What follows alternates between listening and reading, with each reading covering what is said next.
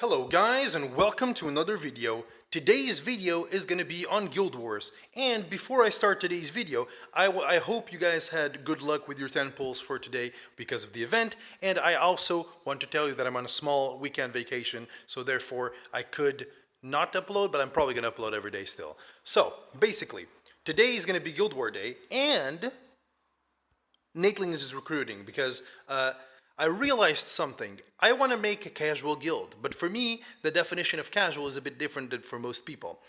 For me, my casual guild, everyone needs to attack every single day with their 3 attacks. I mean, that's very little to ask, but some people didn't.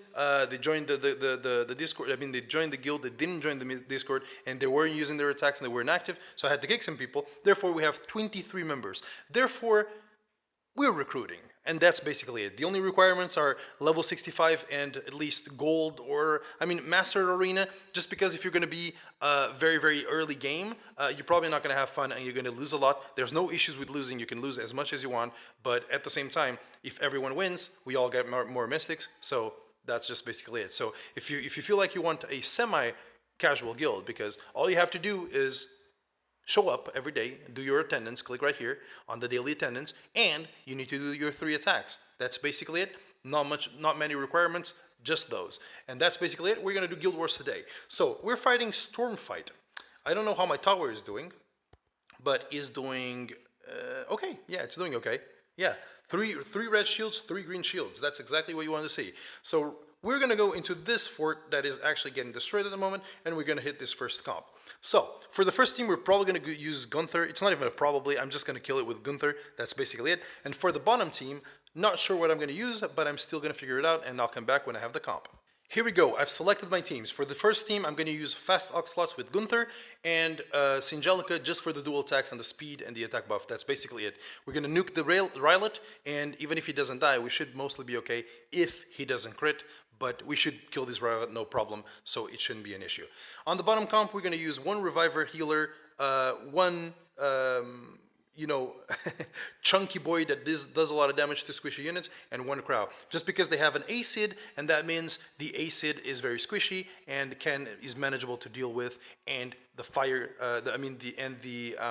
Crow we can always deal with because we can do as much damage as we want to him. If one of my characters die, I do have a reviver, and that's going to be okay. So we're going to jump into it, and we're probably going to skip the drafts on the rest of the Guild Wars. I just kind of wanted to tell you what train thought I'm using on this comps, right?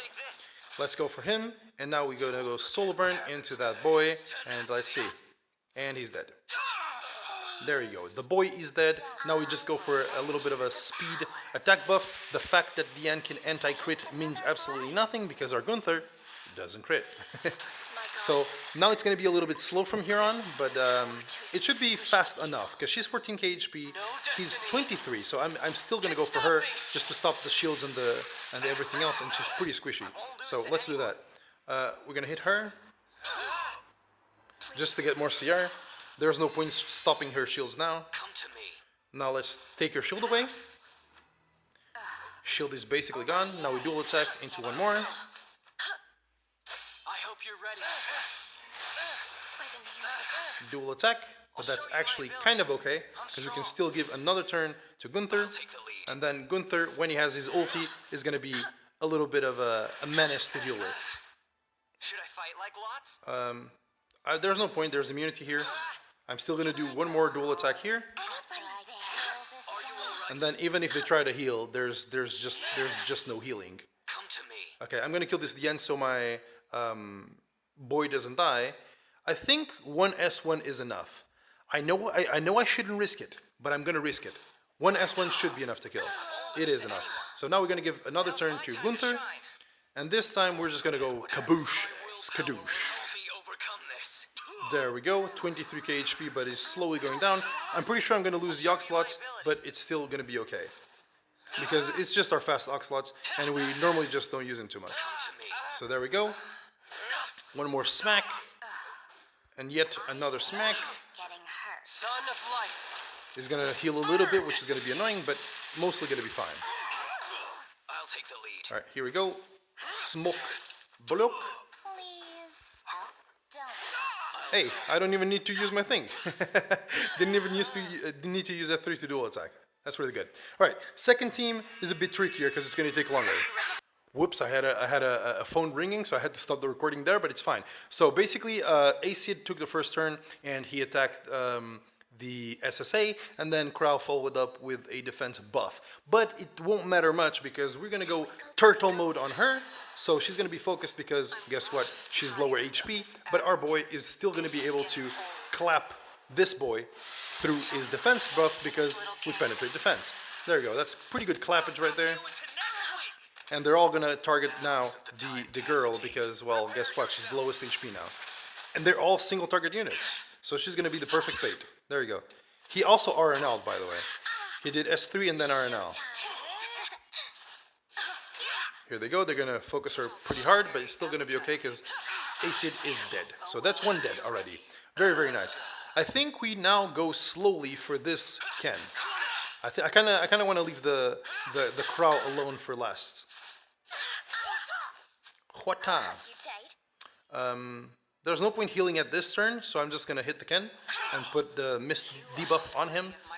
And now we're just gonna slowly smack the boy. He's probably gonna be very tanky, but it's still gonna be okay. We managed to get the provoking.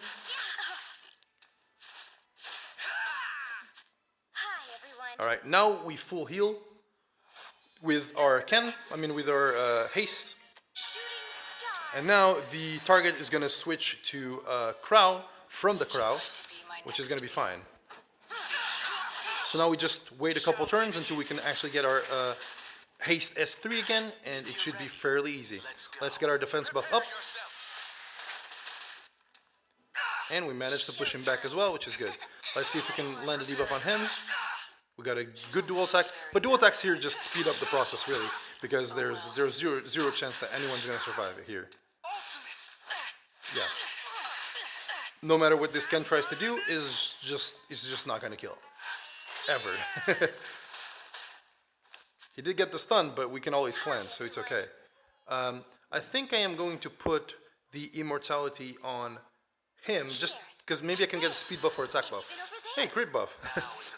It's not the most useful, but it's kind of okay. Alright, the stun stayed, but it's still fine. Even if they lock us down here, we're going to be okay because we have the immortality, and we're always going to be able to do some stuff with our boy. Alright, actually, I'm going to full heal him so the Crow goes on the Crow. Let's do that. I'm going to full heal the haste so the Crow goes on the Crow, and I can actually go for this Ken instead and finish the job. Let's go for that. Now I'm going to try to soften up the Ken a little bit more, and now we just go for an S3 on the Ken, and it should be able to finish. Even if it doesn't finish, it heals everyone and resets the aggro. Or the taunt, or the order, something like that. It's still going to go for Croc because he's the only one taking damage now. And because this Ken is not on Sigurd, it means that he's not going to heal anything, so therefore it's a little bit less annoying to deal with. Alright, here we go. We're going to go buff up everyone. We should be able to trigger this Crow's S3 very, very close. Or very, very soon, And because he's only half HP and we're all full HP, he's really not going to kill anyone. So he's ready to ult in here. Oh, even better. It's better, but at the same time, not very much better. You know what I mean? Because we're now going to deal a bit too much damage to him. But I'm pretty sure this guy, because he's faster, he doesn't have enough HP. I think that, in my opinion at least. He resisted, now he's going to ulti. Pretty sure he doesn't have enough. Yeah, pretty sure he doesn't have enough to kill anyone. Goes for Micro, but Micro has 26k HP, so therefore he survives. And now we go for a little bit of a full heal.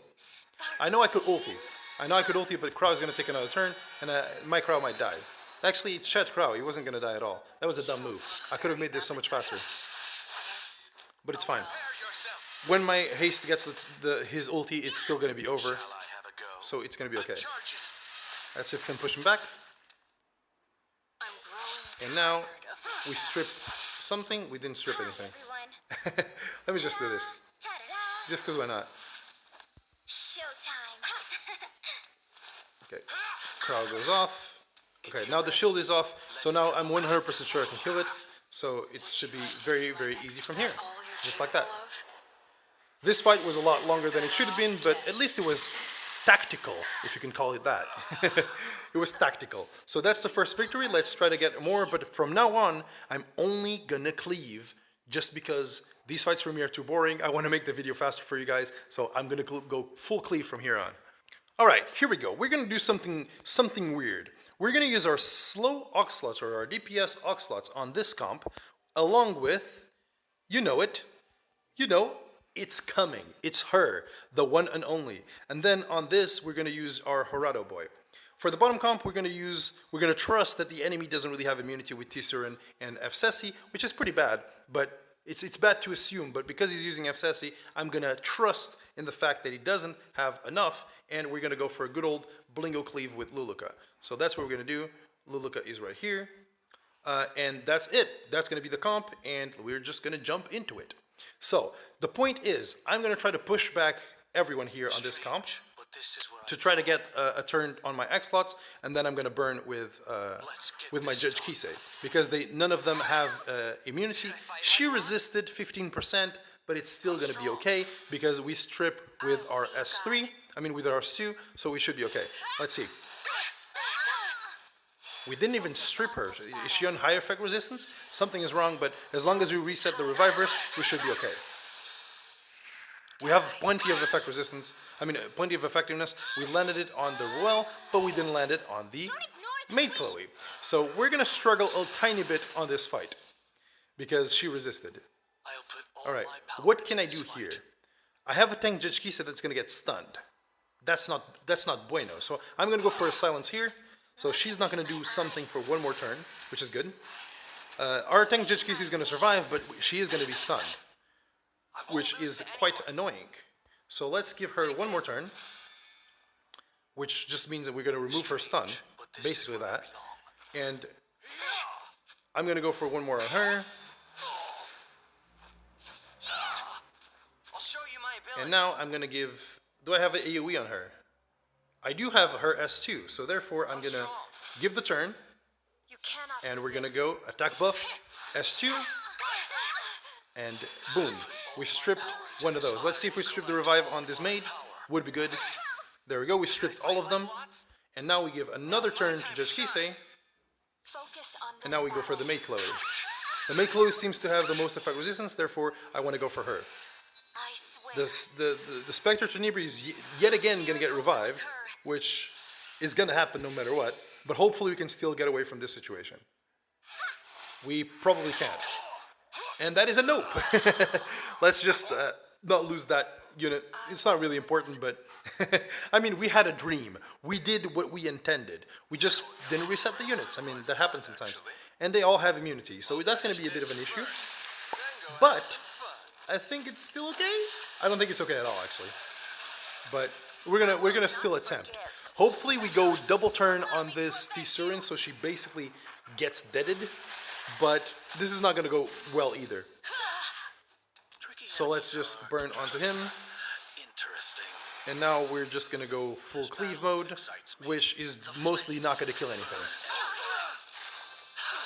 Hey, kill the RB. That's good. The Tisurin is gonna run rampant here, but it's still going to be okay, I think. Okay, Tisurin is going to go off where we have immunity, so she's not going to do too much. And she didn't even shake off the defense break because we didn't crit on her. Which, oddly enough, is actually a good thing. Because we can do something. That something is the thing that is going to be relevant here. All right, we full healed the Luluka, but she's still the target, so that's good. Now we got a defense buff, and hopefully survive whatever barrage of attacks they throw at us. Okay, so they go for Blingo. Blingo's going to get the target again, but Idolshire is going to make him heal up. So now we kill the RB. Dreamblade. Now we kill the RB. This is good. At least we get Idolshires. So now we're going to invest onto going on this Tisurin, because if she gets her ulti again, it's probably going to be pretty bad. Let's try to get a little bit of her shield off. That's going to be a lot of damage. Hey, we're still alive. That's what matters. Still alive. Let's see if we can heal a little bit more. I don't want to give more CR to Tisurin, so I'm going to swap targets here. That's a good dual attack because that means I can heal for more next turn. I really don't want to give a CR, but I'm pretty sure if she gets another greater attack buff, my Blingo dies, which is not good. Blingo dead, not great. Not a great situation. So I'm still going to go for her. All right. Blingo, no, he's dead. Okay, yeah, and she got greater attack buff, which is bad. And she's going to silence everyone. Okay, she didn't, but I still think it's possible to win this. I know it might seem like everything is lost, but DJ Bassar is a DPS. And you know what that means? That means he is going to do some dips. All right, let's see if we can hit the defense break and attack down. I know she's going to cleanse and get CR, but not much we can do from there. Ooh, don't die. All right, time to soul burn. There we go, got the stun. Very, very nice. And the heal was very significant. Let's get a defense buff, and hopefully we can clutch this up. My boy has a lot of defense. He should be able to survive most of these. I want to go for her now. Even if she gets her stealth, I still want to get rid of it. And she gets a greater attack buff again. She gets a greater attack buff again, which is fair enough, I guess. I need to heal enough here to be able to survive. I don't think that's possible. But we're going to try to go on her. A crit would have been appreciated, very much appreciated, and Elbrus will be enough to kill me. I would have survived, but with the Elbrus, I did not. So the RNG is favoring our enemy, which is something that happens often, but it's okay. Alright, we're just going to quit this one because it's a waste of time. Alright, here we go. Let's go for our last fight, and hopefully we can just pick weird units, because we lost basically everything we have, so basically we're just going to pick weird units now.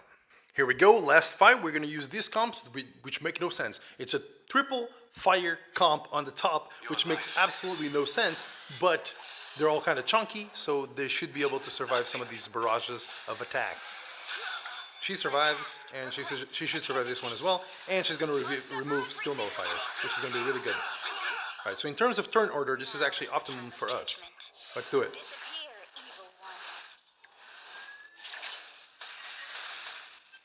Okay, 3 provokes, which is unexpected, to say the least. So now we're going to try to get a little bit of an attack buff on this Surin. I don't expect to do too much damage. There you go, not a lot of damage. But now I'm going to try to slowly build up some fighting spirit. So I'm not going to use my defense break yet. I'm probably going to farm some soul so I can soul burn with the Ken. So we're going to go for him. My Cecilia is gone, but it's still going to be okay, I think. That dual attack is pretty retarded. Pretty sure I got a little bit of an early proc from that one, but it's still going to be okay. RNL, it's fine. It's okay. We're going to be able to not reset anyone, but I'm gonna do my best to just go on him. Try to do as much damage as possible, because he's doing so much damage, he's not on life still, for sure. We missed, but expected again, so that's fine. I can't farm anymore for the soul burn, so I'm just gonna go for him. Get myself a little bit of a speed buff. At least it goes for the unit that was already dead, so that's fine. And then Ken is the next one to die, so it's fine. I like this guy's name. Ara Ara Ufufu. Ara Ara. And he's gonna bleed to death, and even if he didn't bleed to death, he's not gonna have a chance to full heal with his life steal set and Sigurd Scythe, because he's garbage. My Ken is just garbage. Alright. Hopefully my dark unit gets the reset. This is gonna give me some CR, actually. Is she just gonna die? Witness my power. She is. There you go. I never thought that the Kiron would go first, and now I'm gonna get reset.